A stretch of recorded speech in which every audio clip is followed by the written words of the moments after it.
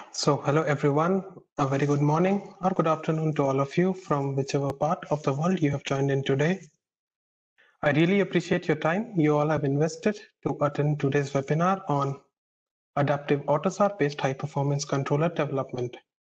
Before we proceed ahead, I would like to give a short introduction about myself. My name is Vishal Mishra. I would be the presenter for today's webinar. I'm a software engineer at Electrobit and also a product trainer for EB Corbus product line. In today's webinar, I would be talking about Adaptive AUTOSAR based high performance controller development and how Electrobit offers a unique solution using its EB Corbus product line. I would also be demonstrating the EB Corbus tool followed by a small question and answer session to make sure that all your questions are addressed. So without any further delay, let's get started with today's session. I would briefly touch upon the following topics in the due course of this webinar, starting with the fundamental shift of the vehicle software architecture. I do not see my pointer working. Yeah, it's now back. So I would be briefly touch upon the following topics in the due course of this webinar, starting with fundamental shift of the vehicle software architecture, followed by the impact of the high performance controller, which I would be referring as HPCs in the course of this webinar. We will then have a look onto the EB Corbus product line, which is an all-in-one solution for adaptive AUTOSAR. I would be then talking about Electrobit's solution for the safety aspects of HPC implementation, and finally concluding it by the EB's container concept.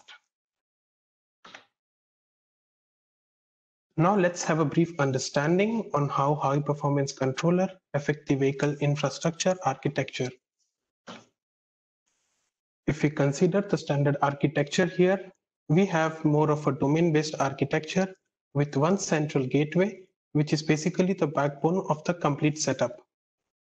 We have approximately 80 to 100 ECUs, with each ECU having a dedicated function, mainly communicating using a signal-based mechanism. These ECUs are mostly classic AUTOSAR based, which communicates over a CAN bus, FlexRay, and a few via Ethernet. The formation of this vehicle architecture sometimes leads to hardware complexity, as you can see it from this image.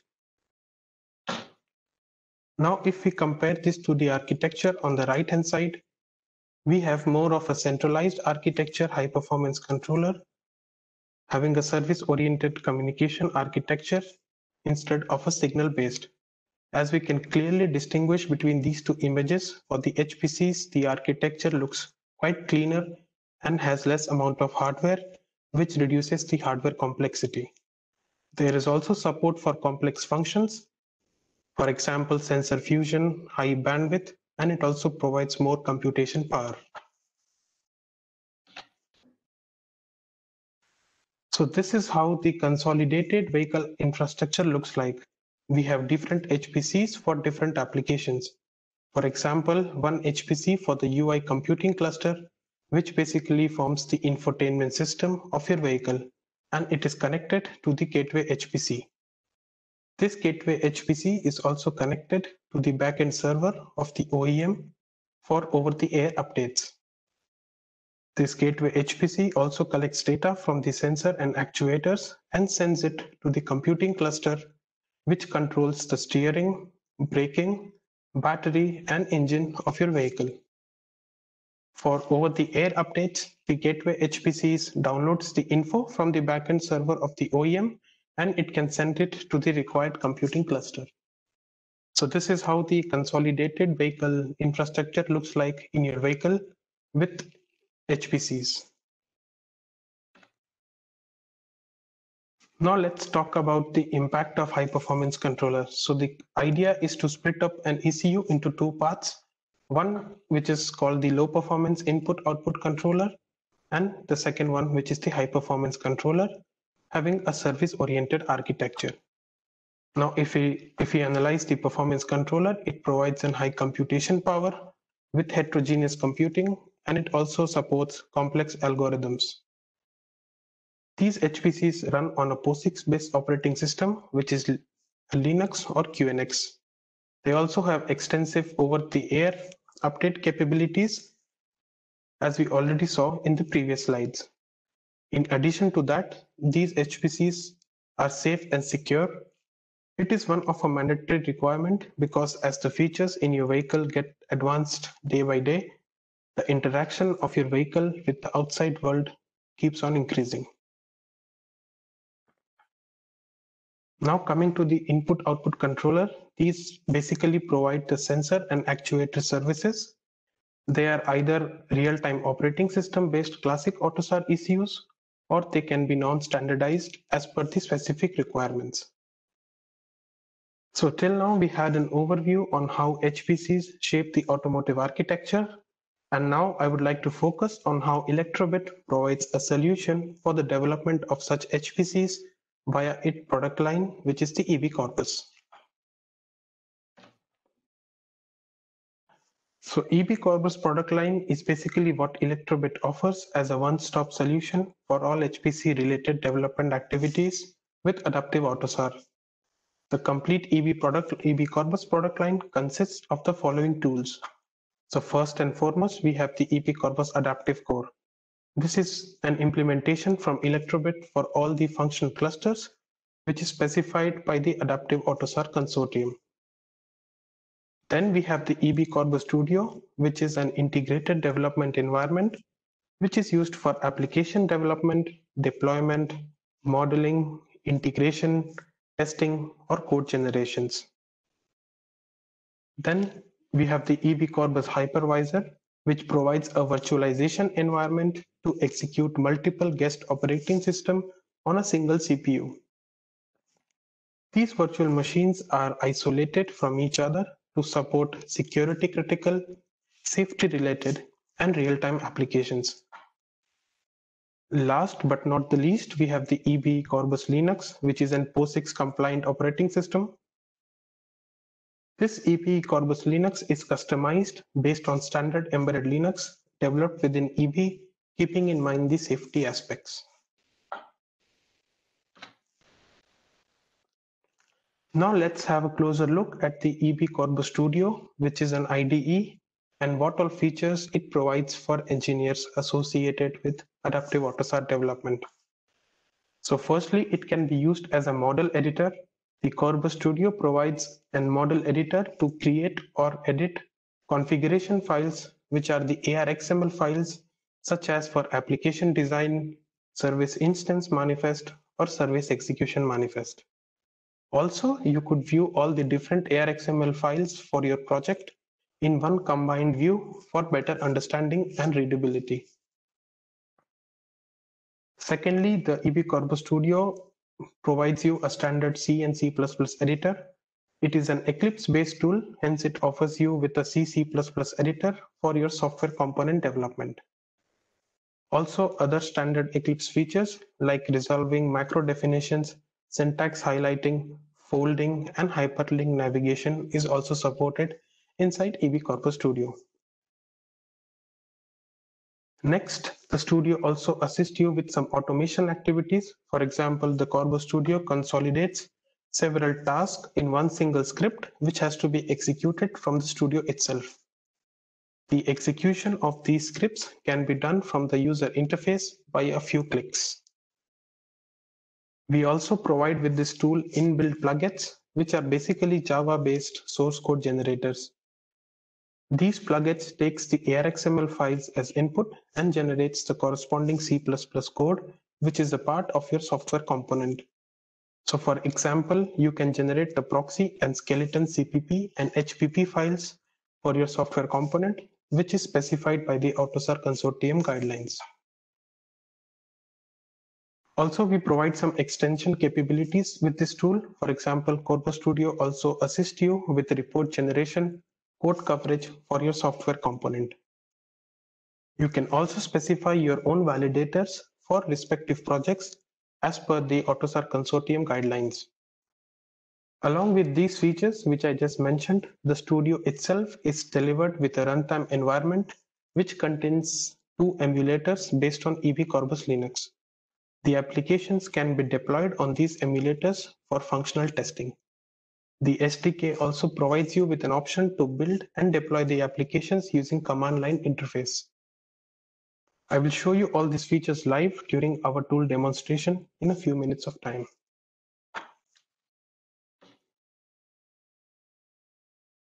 So till now, I have given you a theoretical overview of the EB Corbus Studio, and now I would like to show a live demonstration of this tool. As you can see from this image, the IDE looks similar to the Eclipse Studio with some extra features, which we will have a look now. And now I would switch my presentation to show you the live demo of the tool. So as you can see from my window, this is how an EB Corbus Studio looks like. It is built on an Eclipse framework, hence you can see the tool is quite familiar, like an Eclipse tool. So to get started, the first and foremost step is to have a new project in your studio. So to get a new project, it is quite simple. Just right click on the Project Explorer and you can create a new project. And since we are doing adaptive AUTOSAR development, you have to go to the adaptive AUTOSAR option and select a configuration project. So once you have selected it, we go to the next window. Here you can specify your project name, and also you could specify the different release versions which you want to use for your application development. And once you provide a specific name, just click on Finish and a new project would be created here under the Project Explorer window. For this webinar, I have already created a project for you, and I would like to explain you the project in a bit details.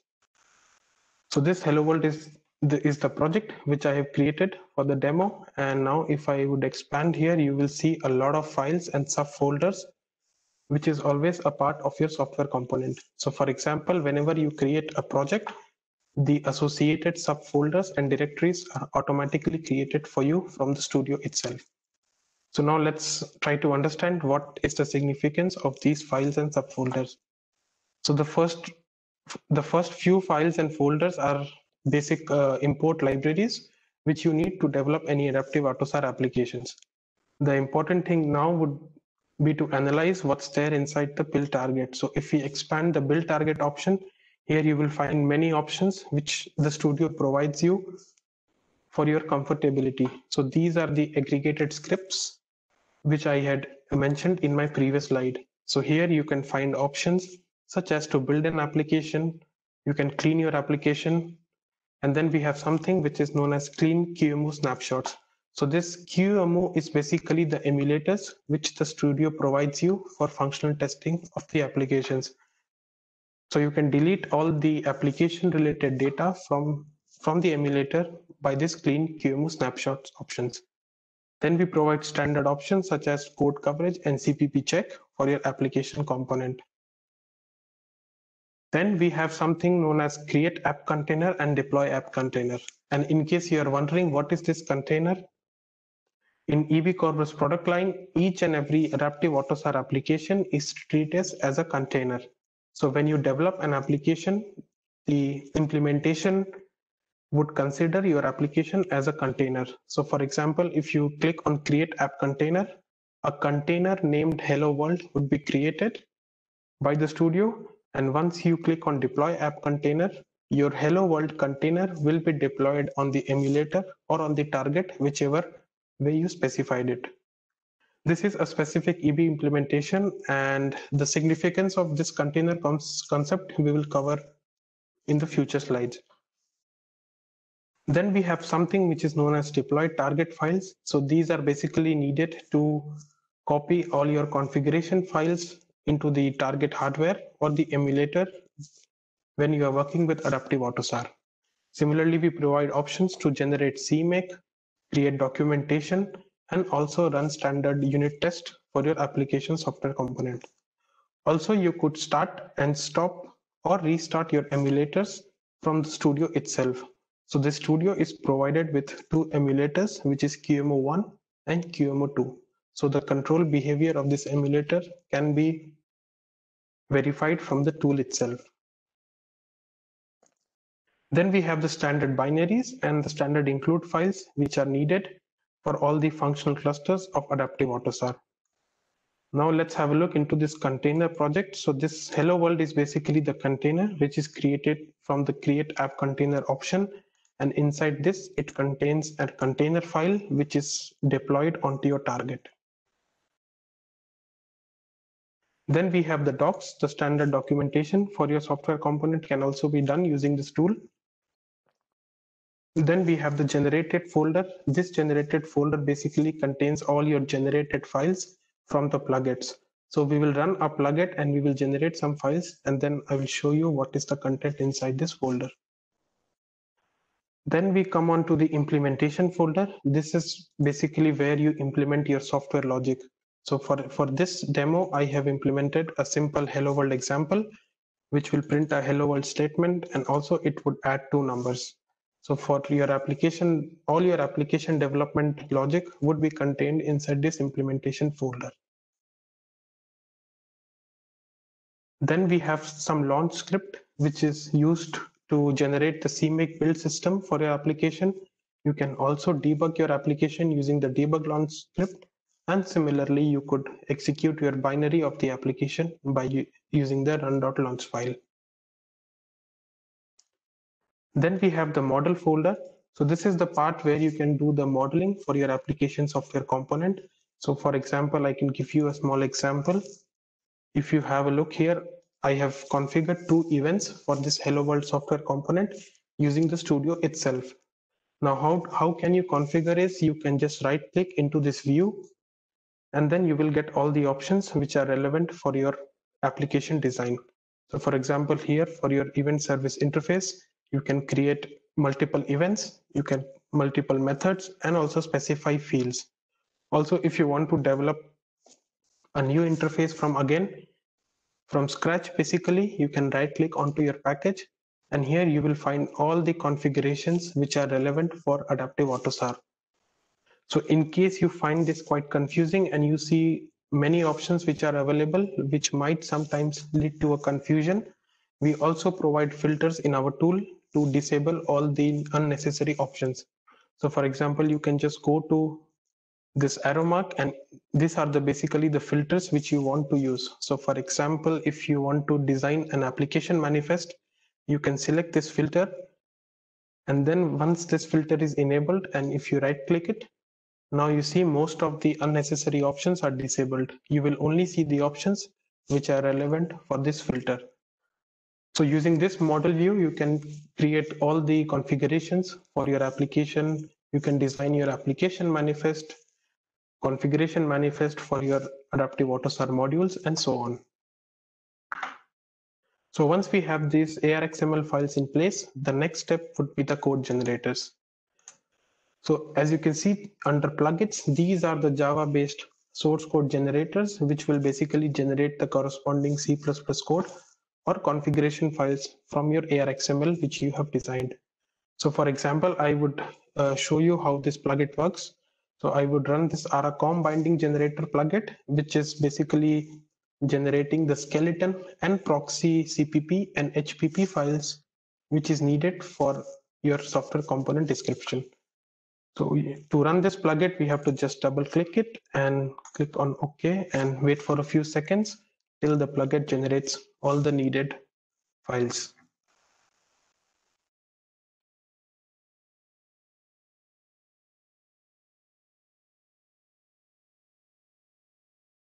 Just wait for a few seconds and we will see what this plugin generates in the background.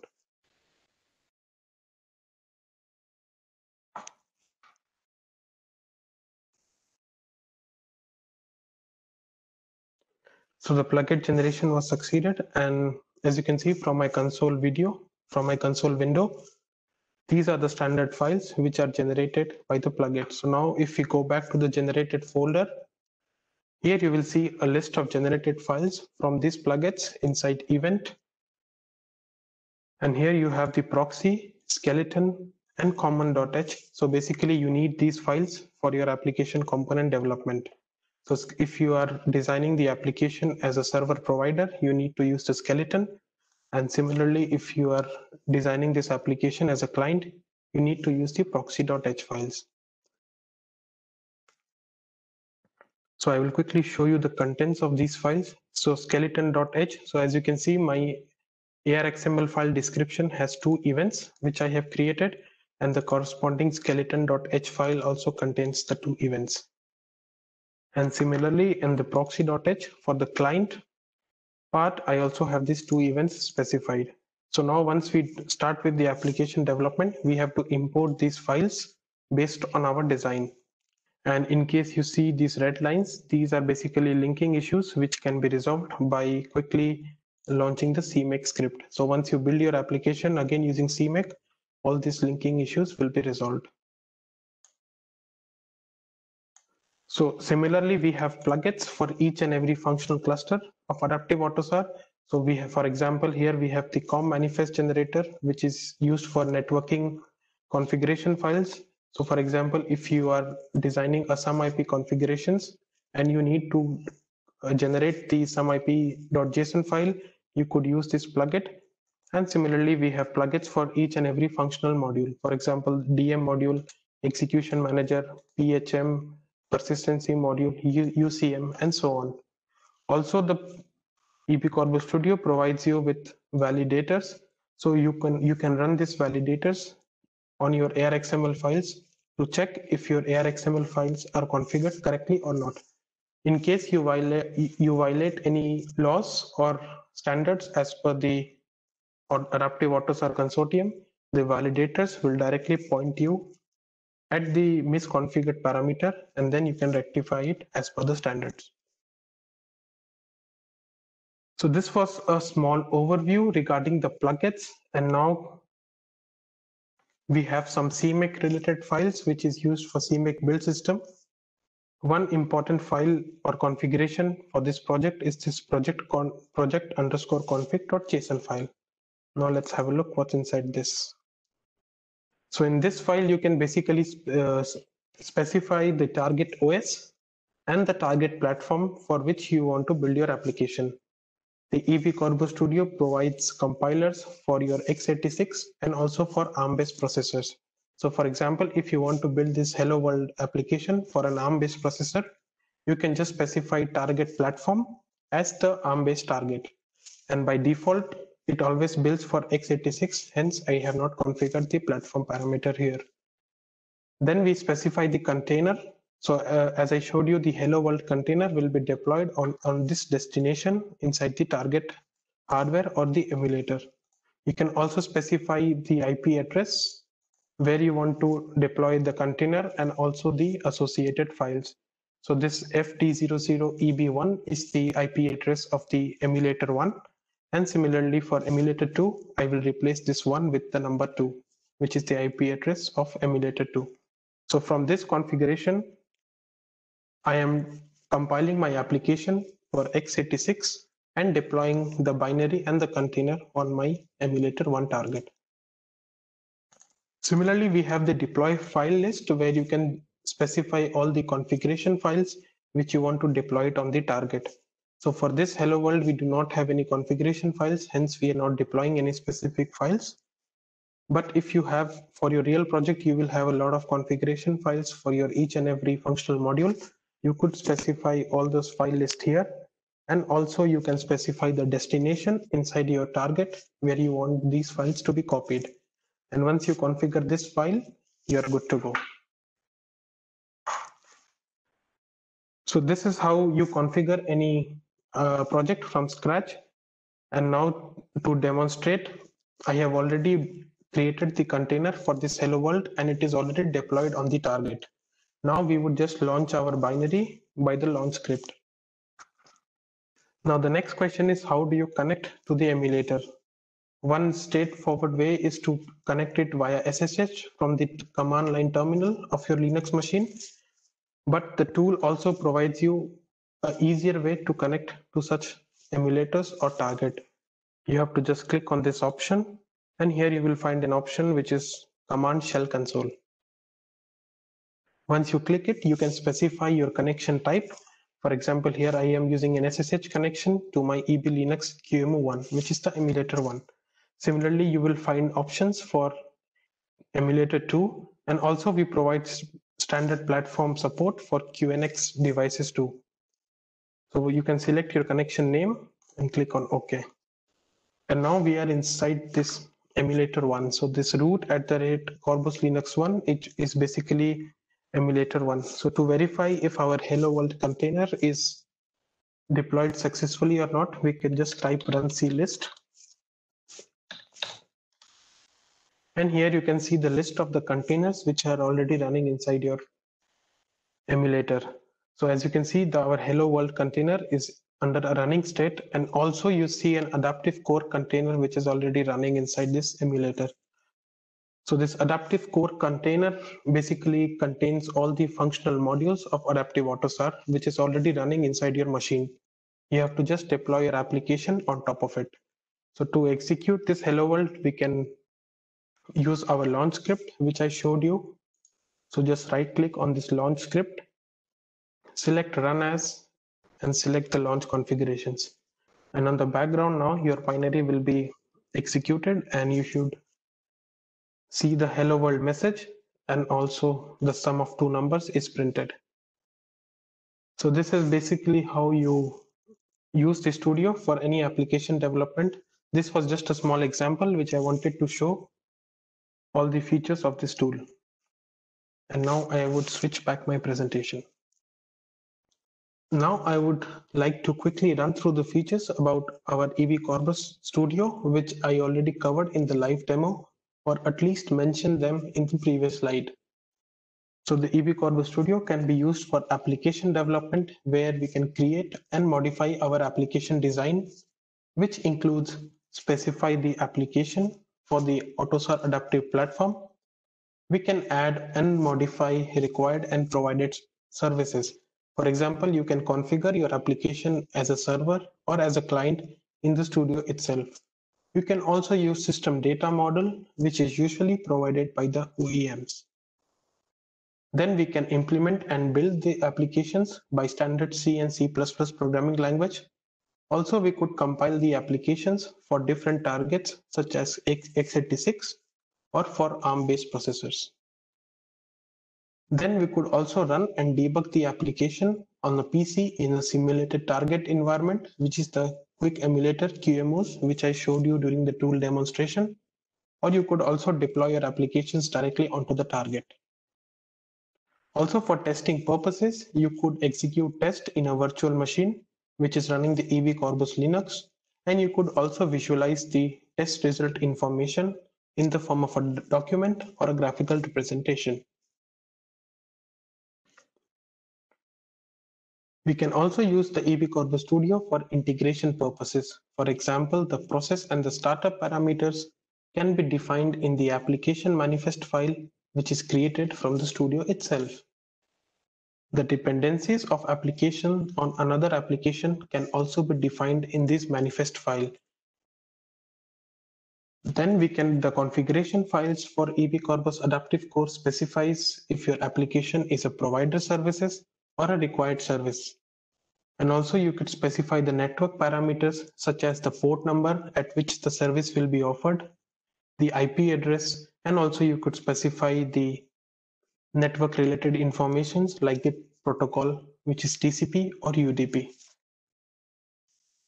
Vehicle states can also be defined in the Corbus Studio itself, as these states are required when you are using the state manager functional cluster of Adaptive AUTOSAR.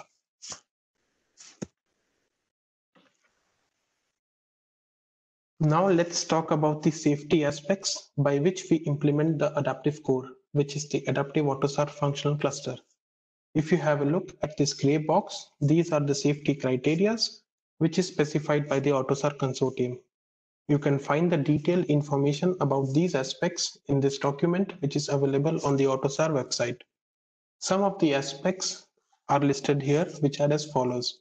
So the first and foremost is ensure correct computation, execution, and execution order of multiple applications with mixed criticality. Ensure correct configuration maintenance during the entire driving cycle. Ensure current update and upgrade of multiple platform and non-platform application with mixed criticality. Then at the last, we have ensure correct exchange of information between two applications. This green box explains how we implement or take care of the safety aspects which the AUTOSAR consortium specifies in our product line, which is EP Corbus. Some of the points mentioned are already implemented in our product, and some of them are under progress. The following are the action items that are implemented to ensure safety. So first and foremost, we have an E2E protection, which enables application to detect interference in communication.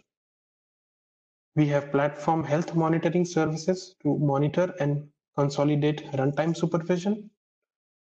Then we have EM or UCM mechanism to ensure safe updates and safe application startup. There is persistency mechanism to check validity of stored data. We have partial freedom from interference in the library code. And at the last, we have tool qualification package for safety relevant generator plugins.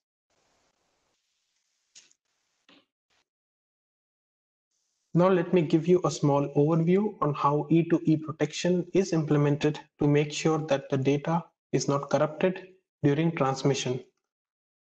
When E2E protection is used in communication between a publisher and a subscriber, the E2E protection is invoked synchronously in the process of the publisher. On the subscriber side, the E2E check is invoked at the reception of the data within the subscriber process. So the basic principle on how E2E protection is worked is that the event data from the publisher is first serialized by the ARACOM functional cluster. So this ARACOM functional cluster is the communication management module of Adaptive AUTOSAR. It will serialize the complete data which it receives from the publisher. Then a E2E header is created and it is attached to the serial data. Then a further header is created which is not as per the E2E standards, and it is attached to the data payload. This encrypted data finally is then sent over the network layer. And on the receiver side, when receiving the events, the subscriber will first deserialize this message and it will run standard E2E checks, which will return a result showing if any of the detectable faults, which is defined in the E2E profiles, occurred during transmissions or not. The profiles that can be used for this E2E protections are again described in the AUTOSAR Foundation documents. So this is one example on how do we cover the safety aspects via E2E protection in our adaptive core.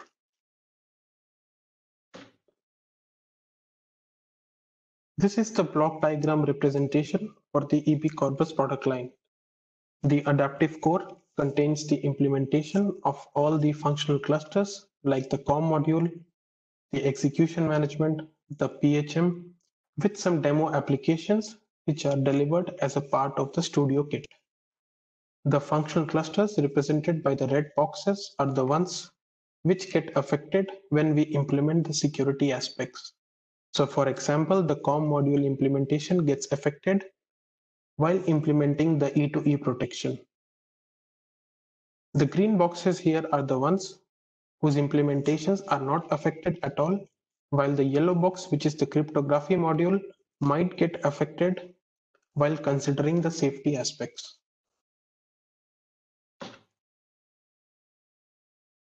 Now let's talk about the container concept. I already showed you the container concept during the tool demonstration.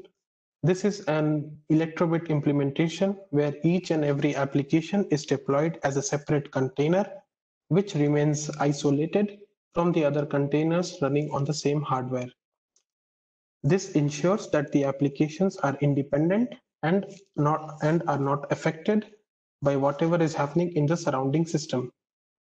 Also, this ensures that applications running in different containers can only communicate via communication protocol such as the SUM-IP or interprocess communication. Unauthorized access to any resources is prevented by this container concept. So for example, if you saw in the tool demonstration, we had this adaptive core container running and our Hello World application, which was running as a separate container. Similarly, each and every application is deployed as a different containers, and they are all running independently inside the same machine. Also, we provide strict confinement at all levels for each and every container, which includes your RAMs, CPU, disk, network. You can access these containers via system calls, and a shared resource between different containers is also possible. Also, these containers are independently updatable. We have no file level unpacking, and we have atomic updates for each and every specific container.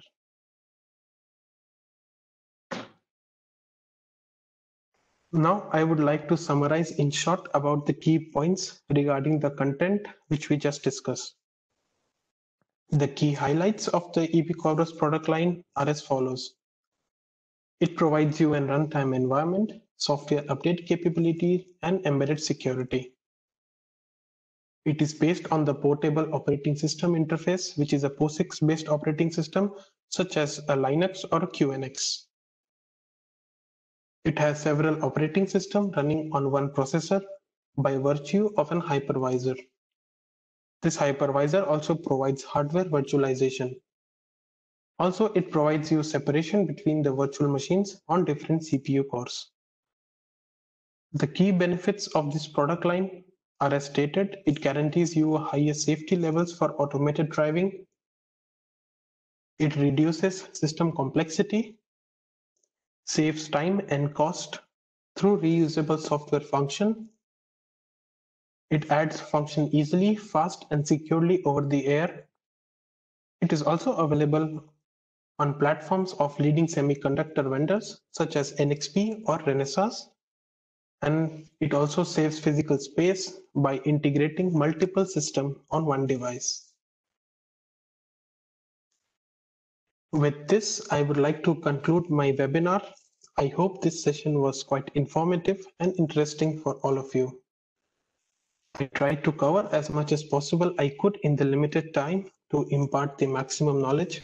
Once again, on behalf of Electrobit, I would like to thank you for joining in today's session.